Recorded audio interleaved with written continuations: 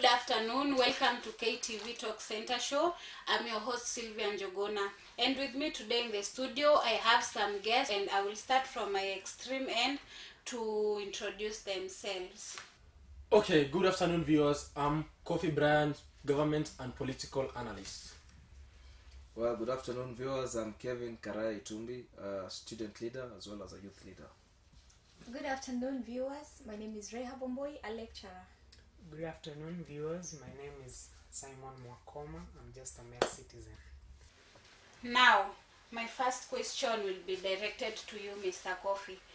Why has our country been ranked the 5th corrupt country in the world? Thank you.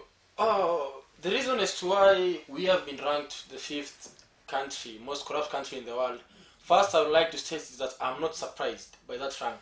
In fact, I'll say we have really improved. We should have been among the top 3.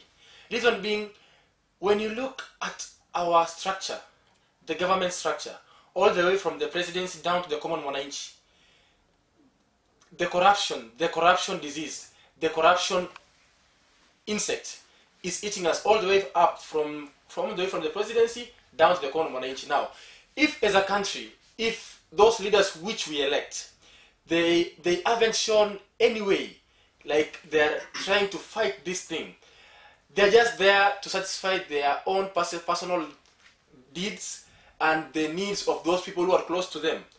So, if you are, as a leader, you have been elected to hold a public office, and then you are there, one of your relatives, one of your friends has been he has been suspected to have been involved in a corruption scandal, and we see no action is being taken against that person. What do you expect those people who are down there? What will they do? They will employ the same, because once you are a leader, you are a role model to many people. Whatever you do up there, it will reflect on what other people will think of you or will think about that thing what you are doing. So definitely, the reason as to why we are ranked the 5th most corrupt country in the world is because of our leaders. And it's only them who can decide whether we will go up to top 3 or we'll keep on fighting this corruption scandal and even go down to top 50, top 100. At least we see something being done. Allow me first to disagree. No. Let me come to him. Let me interact a little bit. There's something that he has talked about called the presidency. I want to differ with him on one point. The presidency can never be one person. In fact, if we were to talk about the president having had corrupt deals and corrupt ideas, we wouldn't be talking about the people who have been arrested right now, who are in remands, waiting for their cases to be heard. We wouldn't be talking about the lifestyle audits that the president has introduced lately, or the deputy president. Yeah, they're saying, come on, you guys want to say there's corruption within the presidency? Why don't you go to the audit? Let's audit our lifestyles. Let's see where this money we got them from. So for me, on the leadership part of it, well, if you want to argue that you're a leader, I'm a leader, everyone is a leader, we go corrupting our police, it's a point. But again, not everyone is a leader. Corruption starts from our homes. It starts from me and you. It starts from that poor boy who has been arrested from a bar, giving a police 500 shillings to let him go. That's where corruption starts. It's not leadership per se. Leadership, we can put it in terms of the MPs formulating laws and coming up with, of course, strategies of curbing it. But presidency, nah, I don't see it. Okay, thank you very much, Mr. Itumbi, for that. So my next question goes to you, Mrs. Wamboi. What are the causes of corruption? What causes corruption in our country? I want to begin where he said that corruption begins in our families, and I want to agree with that. We are all corrupt, beginning from the homes. Even No, me, I'm not corrupt. Even with our children, listen, even with our children, you find a papa is not coming home early, but the only way to get love from the child is to bring in toys and all these kind of sweet things. We are getting corrupt from our homes to even the roads and everything. So corruption is beginning from the homes, and it is because we can't follow the rules that are laid down. If you go to our roads, you look at the traffic police, they are too hungry for money, and it's because they are not paid well. So if they are hungry for money, they can get the money from the matatu drivers and the touts. And you even find, I have a case of last week. I was just in a matatu, and every other stop along Thika Road, like 3 stops, we were giving cash again and again and again. So I am telling you, these people are hungry. So the government should look into how they can add maybe salaries to especially our police. Yes. So, Mr. Simon, do you have something that you can add to that, or do we just go to the next question? To add on what my colleagues have said, on the issue of corruption starting at home, it's true, yes, we as parents, we have contributed a lot on the corruption case, where in home cases we have to negotiate on issues like, if I want something from my wife, she needs something from me in return, which is not fair, because I have rights as a man in the house. You know, so you see, okay, we have contributed a lot on it also, but also on another part, when I come late at home, it doesn't mean that I have to bribe my kid with a toy. That's my child. I have to show love. So, you know, let's not put corruption in bases where when I'm showing love to my children, it becomes corruption. It will be unfair. Okay, just to say this, first I would like to ask my colleague here who has just stated that all of us are corrupt. I'd like to, that with your due respect, that she may withdraw that statement and apologize, because you cannot say we are all corrupt. Yet personally, I know myself. I am clean. When you go to the judiciary, I have never been accused with any corruption scandal. I have never been caught in any malicious. And the fact that you have not been to the judiciary does not mean you're not corrupt. I am many not people corrupt. are corrupt outside here, including you yourself. No. You're very You shouldn't corrupt. go that. The Bible says, my people perish because of corrupt minds and lack of knowledge. Amen. So Now, no. If you believe in the Bible and you believe truly with the word of God, then you believe and you know we are focusing about the issue of corruption in our country. Personally, as Brother Kofi Bryan, I know myself, I have never been taken to court for any corruption scandals. And let me tell you, but just for records. Mr. Bryan, too much on that point. Let us kindly go to the next question. So my next question goes to you, Mr. Bryan. Yes. So what has the government done to handle these issues about corruption? Nothing. The government have done nothing. In fact, the government have fueled the entire corruption thing. They have added firewood into the fire of corruption. Let me tell you one thing. The other day, the health sector scandal. One of the presidents, His Excellency Uhuru Muigai Kenyatta, a person whom I greatly respect, but one of his relatives was involved in the health sector scandal. But up to this moment, when I'm speaking to you, nothing has been taken, no action has been taken. That issue has just disappeared like that. When we look back at the NYS scandal season 1, the one which was involving the now Kirinyaga governor, Anne Waiguru, she was involved in a scandal that led to the disappearance of over 791 million shillings, which was set for the youths. Until today, nothing has been done. That money disappeared like that. Let's go back to the Eurobond scandal. Millions of money disappeared until today. Nobody has been held into account. Let's go back to the recent maize scandal. Nobody has been held into account for all these scandals. Now what you're saying, if we have these agencies, we have the ESCC, we have the judiciary, but we are not seeing things being done. We are not seeing actions being taken against these individuals who are involved in these scandals. Now, how can the government explain to Kenyans that they are dealing with corruption if what we are seeing is that today this money has disappeared, tomorrow everything goes back to normal? Somebody has been arrested, he has stolen 700 million, he's released on bond of 1 million. That case disappears like that. We move to another thing. How are we going to move out from this corruption thing? The government, they need to stand up. Because I want to say one thing. The buck stops at the president. His Excellency Uhuru Muigai Kenyatta, the buck stops at him. The other day we had him mentioning something to do like with lifestyle audits. And I was so surprised. When he mentioned that lifestyle audit thing, some people from the deputy president's side, they are saying, no, this is an attack to our man.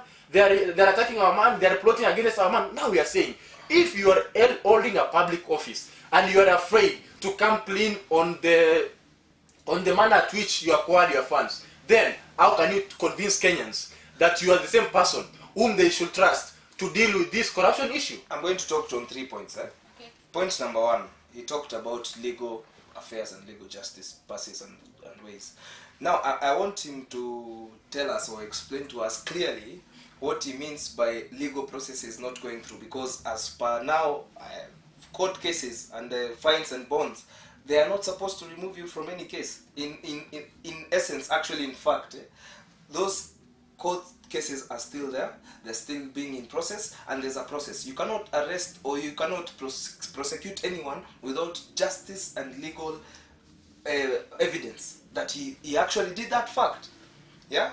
Number 2, when you talk about the presidency being directly involved, I'll give him an example. As a student leader, I come from Mount Kenya University. Gisheru is the owner of the campus. If a student went on strike today because there was no food yesterday, it is unfair, duly and honestly, to say Gisheru was directly involved. Gisheru is the owner of the school. He is the bond, he is the backbone of the school. But he is not the person who is handling everyday activity or the day-to-day activities of the school. So it is in fact unfortunate that you can actually think that Gisheru is the one who made the students go on strike because they did not get food. Exactly. The same thing happens to the presidency. The president has a lot of things to handle inside the country and outside the country.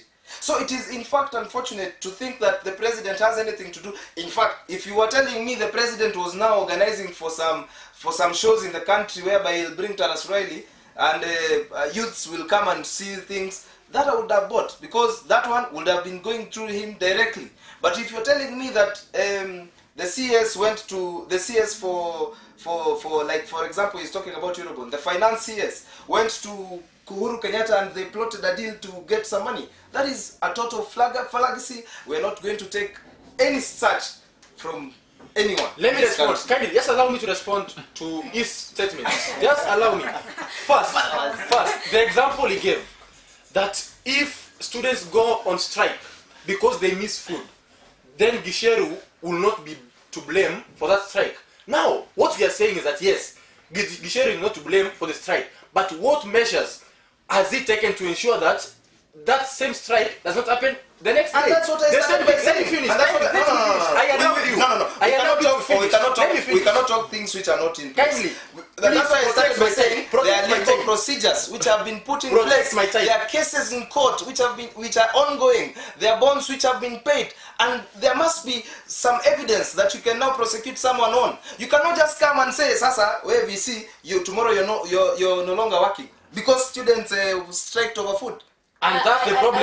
Lack of evidence. I believe the question was, what is the government really doing about the corruption Nothing. in Kenya? And my answer was nothing. Really getting too much with food and all that kind of stuff. And it is really wrong to assume the fact that the government of Mr. Uhuru Kenyatta is really doing something about the corruption in Kenya.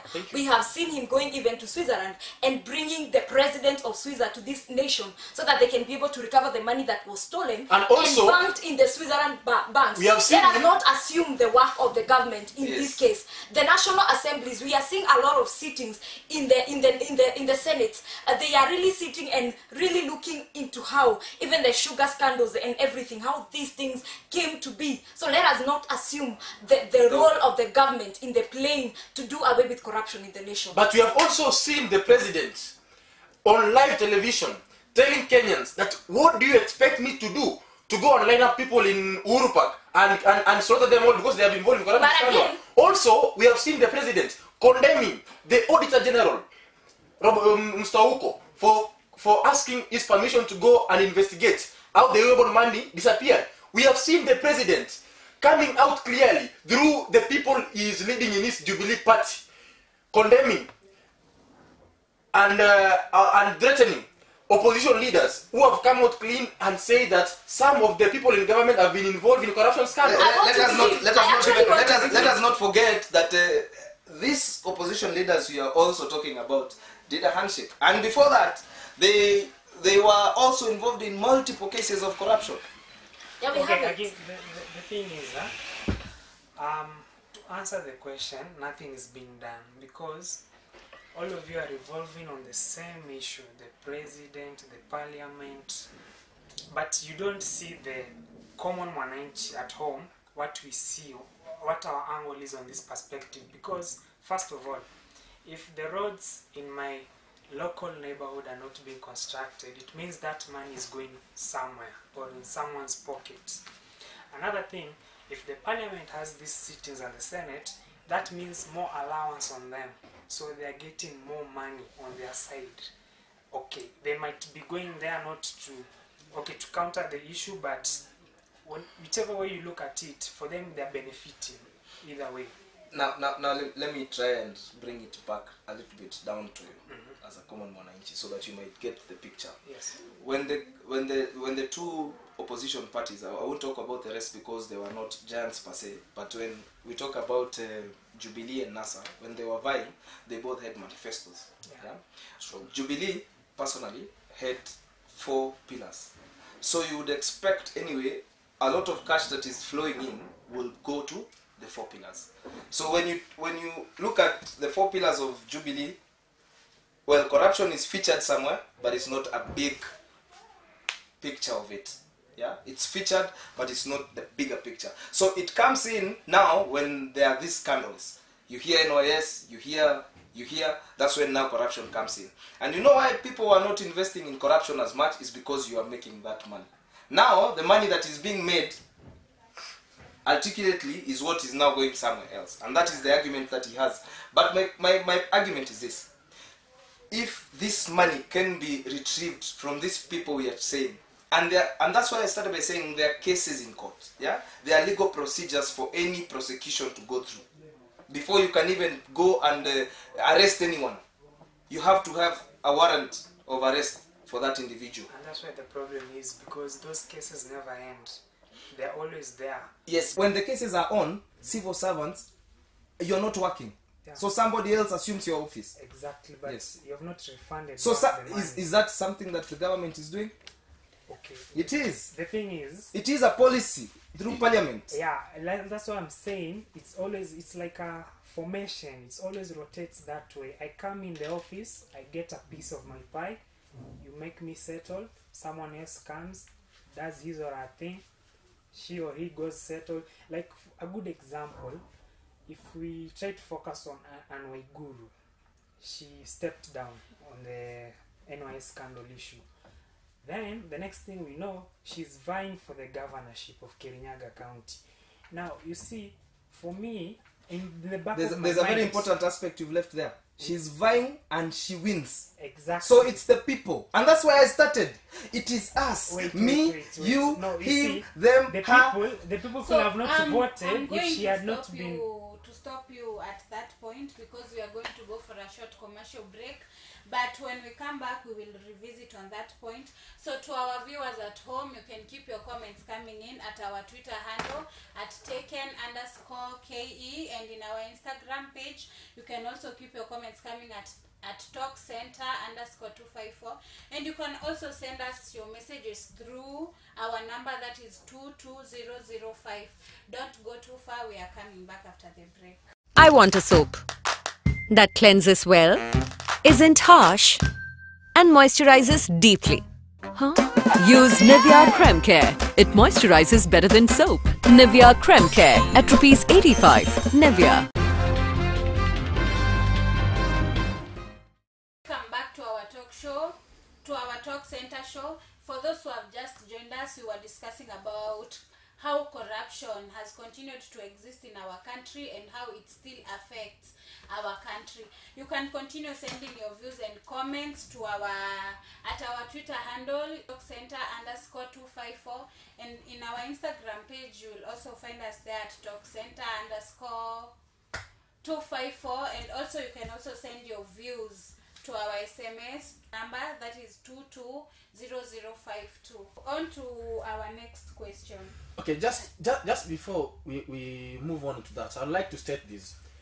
On the issue where we said that the government, what actions the government has taken in trying to ensure that this corruption thing ends once and for all in our nation. First of all, our constitution allows for the independent institution like the EACC and the judiciary these institutions, they have been given the mandate to act independently with no influence from the government nor the legislature. They have been mandated to ensure that they deal with such issues. So now, if the government can work hand in hand with these institutions, like the EACC, the government should be supporting them. For example, now, if a particular civil servant has been caught in a corruption scandal, it's up to the government, and in fact, in this case, I mean the president, he has the powers. He can ask that person, for example, a cabinet secretary, to step down so that investigations may continue. And it will make work easier for the EACC, because investigating a person who is in office is very hard as compared to investigating a person who is out of office. So if the government tries to work hand in hand with these institutions and without trying to influence them, then it will be very easy for us as a nation at least to move if miles further, if not 1 mile, in as far as fighting these corruption issues are concerned. Thank you so much, Mr. Brian, for that additional point. So my next question is to you, Mr. Itumbi. How do you think we should avoid corruption? Well, avoiding corruption will come in very many ways, but I would like to make some few things clear. You see, laws are made in this country. Laws are made by the parliament. So parliament, first of all, when they get the feeds from the presidency, they should at least fasten them, so that when they have these committees that they are handling corruption cases, they don't take forever for the corruption cases to end or to finish. Then number two, we have to think about ourselves as Kenyans. Yeah, Kenyans, we are the ones who choose these leaders. They are not chosen from Uganda, neither US, neither Asia. They're chosen from us. So the minute we start fighting them, the first day they're in power, you can be sure or rest sure, because 5 years is a long time for you to get money and go away. Yeah. So leaders, let's think of our leaders in terms of choosing them and how morally upright they are. You see how we are arguing here about Waiguru and the cases she had? Let's think about the moral issues that will come up from Kirinyaga.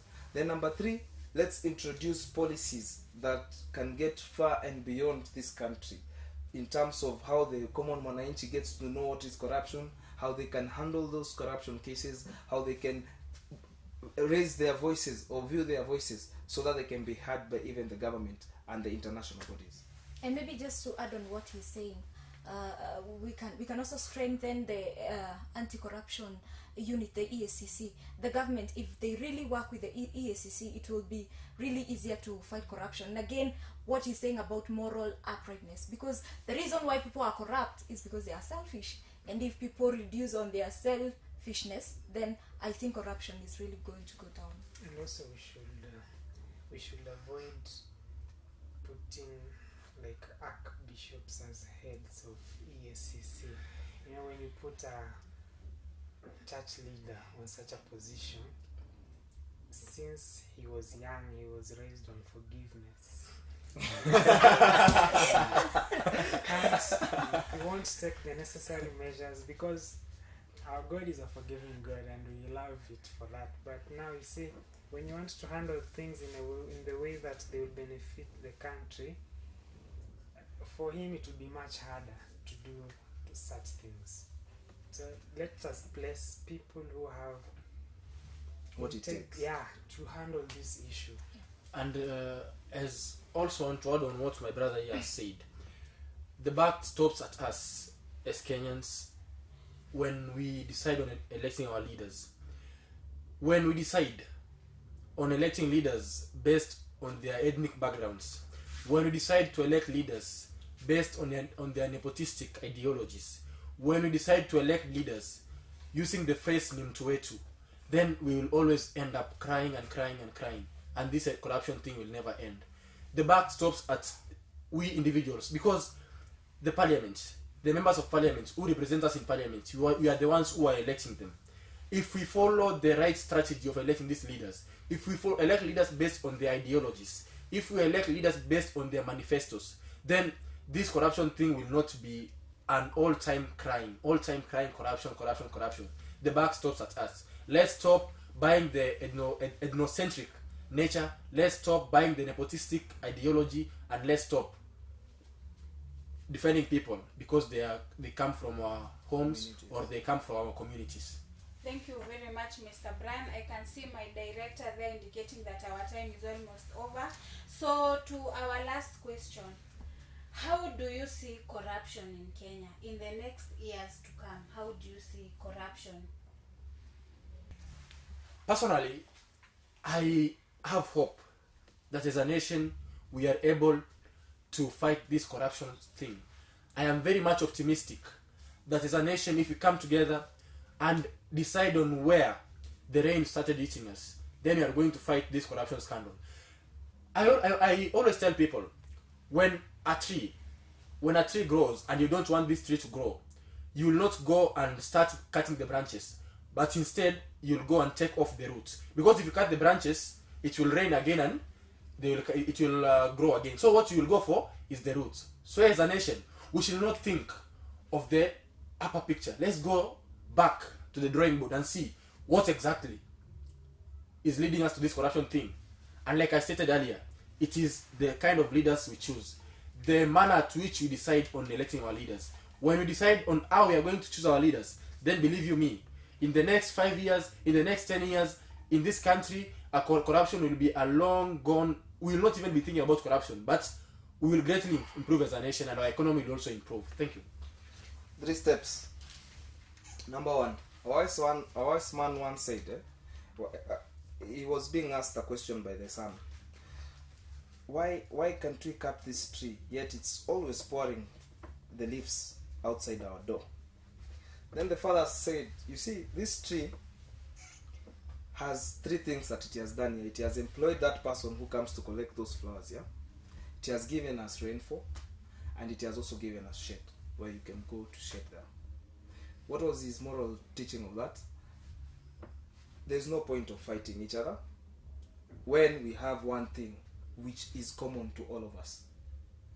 See how you can benefit from the one thing, get the other one, and help the rest by providing that shade. A river never stops. Water always finds its way, and so do our leaders in some way. But you see, you can always try to find a solution to every problem, just like the river flows. Yeah, the waters of the river. Even if they get a rock, they just find their way and they move. We can always find a solution to every problem. I don't see corruption becoming bigger than it is, but you can never send a sheep to kill lions. Wow. So given what they are saying, if really this nation follows the steps that have been given by the two gentlemen, I think we are really shooting this giant, and it's really done. And I have hope for Kenya, but we can also introduce in our education system, we teach our, the common mwananchi, how to go about, corruption itself, because we really don't know. That is why we are good at giving the police some cash. That is why we can bribe our way to the offices in employment. That is why we can do these funny sorts of things. If we really get educated even on how to elect our leaders. Because if I remember in our community how we elected because of the party. If we are really educated on how to go about these small issues, I think we are really getting there. Yes, thank you. You see, there is a phrase every leader in America usually says whenever they are ending a speech. They always say, God bless America. And for me in this case, I'll just say, God bless Kenya. Thank you very much, Mr. Simon, for that. So I can see some comments from our viewers back at home coming in. I can see from Josiah Karaoke from Kiambu, you're saying that failure to uphold rule of law. I can also see Masinjoki, you're from Nyandarua, you're saying that impurity tolerates recurrent. So our panelists, thank you very much for availing yourself today, and also to our viewers at home, thank you very much for keeping us company with your views, and have a very good afternoon. See you again the same time, the same place tomorrow. Thank